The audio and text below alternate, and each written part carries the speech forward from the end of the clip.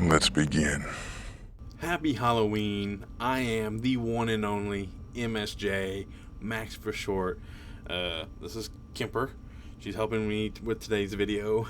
um, if you haven't noticed, I kind of quit making my 31 Days of Fright movies around day 16 or so, and then I kind of did a mega upload for days 17 through 21, and then I stopped.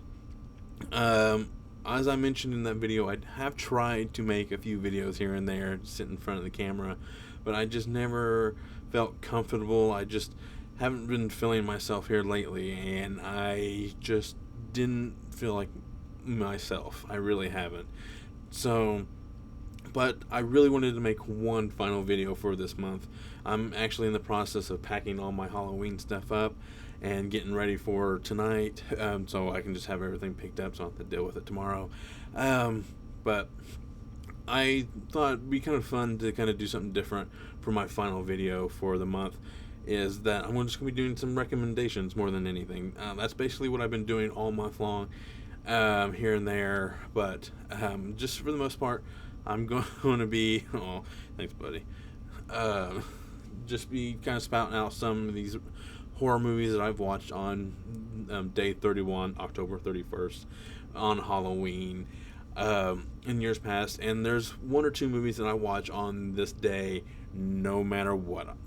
I may watch it during the day, but normally I try to watch it at night, and I'll kind of get into more of that when I get to that particular movie. So, you ready to help me talk about my movies? Okay. First up is Slither, directed by James Gunn. I had this movie when it first came out. I was searching left and right. I went through like all over the place, through a couple different counties just to find this movie. And when it first came out, and then I kept watching it over the years, and then when they finally released a whole new edition of it, I had to have it.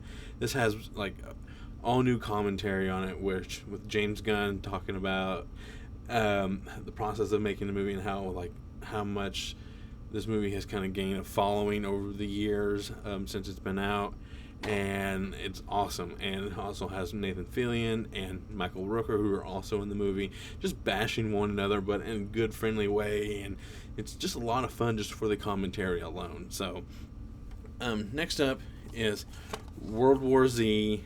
I've liked to watch this movie during the day. This is kind of like a precursor before, like, this helps me get in the mood a little bit to Halloween, because it's a good zombie movie. It's also kind of a good action movie, but that final sequence in the movie helps a lot because how creepy and how intense it is.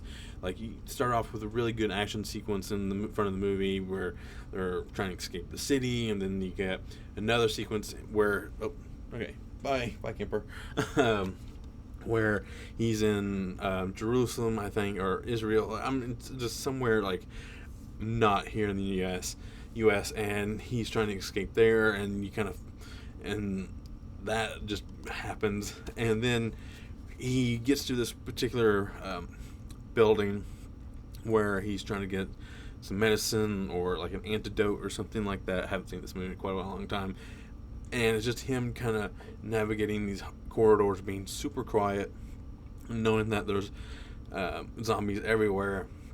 And it's just really good. I just thought I liked that sequence alone just to help build the intensity of what movies I'm going to be watching next. So, next up is The Green Inferno, Eli Roth. I've talked about all these movies on previous years, so if you want me to kind of go a little bit more in depth, they're on previous years. I'll try to find the links for the previous movies and put them down below.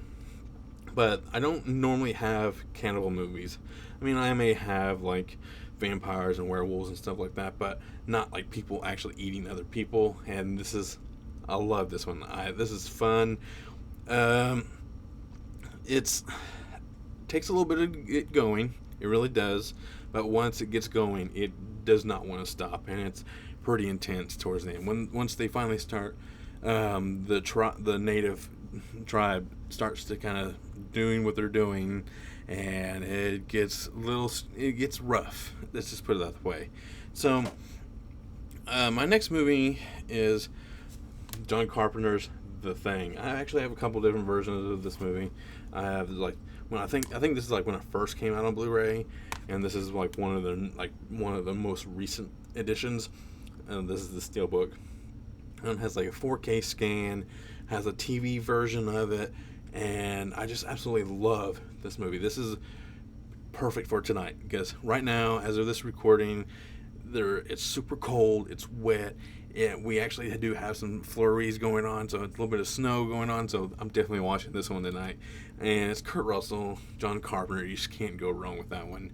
But just like not knowing who's infected and who could be this like monster underneath the skin, like this on the cover. It's like, oh, I love it. So this is just one of the few that I watch no matter what. So next is Dawn of the Dead. I usually watch the extended cut. I watch the really long version. I think it's 2 hours, and I think it's over 2 hours long. And I usually end up watching that one because I just love long movies to begin with. So, and what can be said about this movie that hasn't already been said? It's just I know Night of the Living Dead is like the grandfather of all zombie movies, but this one is like the best zombie movie. So it's just done really, really well. So I'm just can't really say much about that. That hasn't already been said. So now on to my final movie. This is the movie that I watch no matter what. This is the movie I will make a special effort to watch every October 31st, and I try my hardest to watch it as October 31st ends. Like I will watch it like at 10, at 11, 10:30. I think I'll try and watch it like 10:30 or so, and that is Trick or Treat. So it's like when this movie ends, this is the last horror movie of the night. This is when October 31st begins, November 1st. This is the last that I watch, and it's a perfect horror anthology.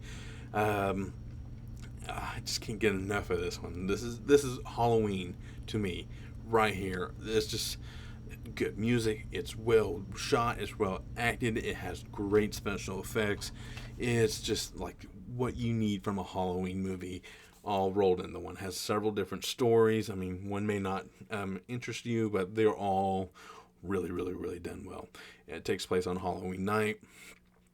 Just a bunch of mini stories, but they're all connected in a way. You may see this character walking in this person's story, or this particular character shows up in all of them, and so it's just a lot of fun. So, that's really all I gotta say. Even though I had a little bit of a rough end to my month of October, I still think this has been a great month to do it all. Next year I may tweak it a little bit.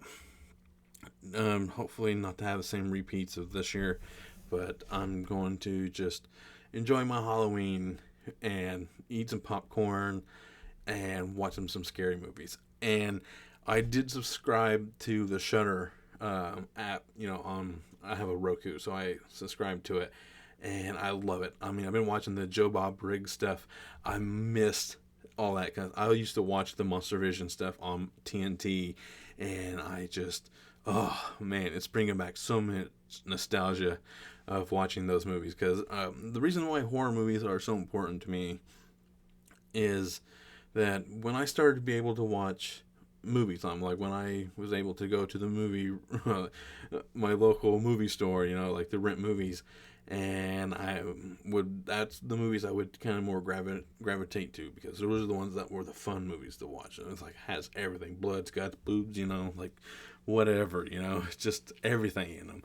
And just because, I still rented other movies, but these are the ones that I worked my way through. These are, renting horror movies is how I got into movies.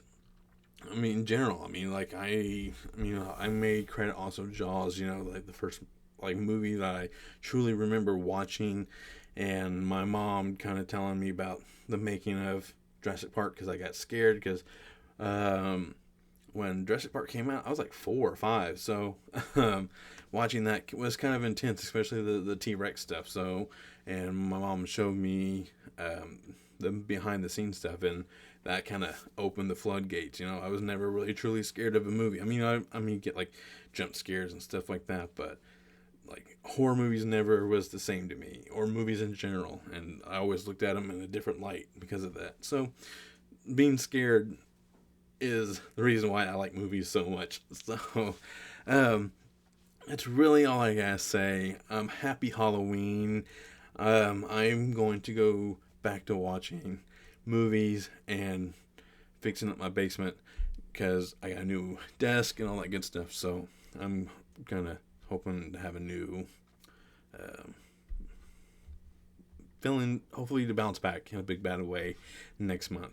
So as always, I am the one and only MSJ, Max for short, and goodbye.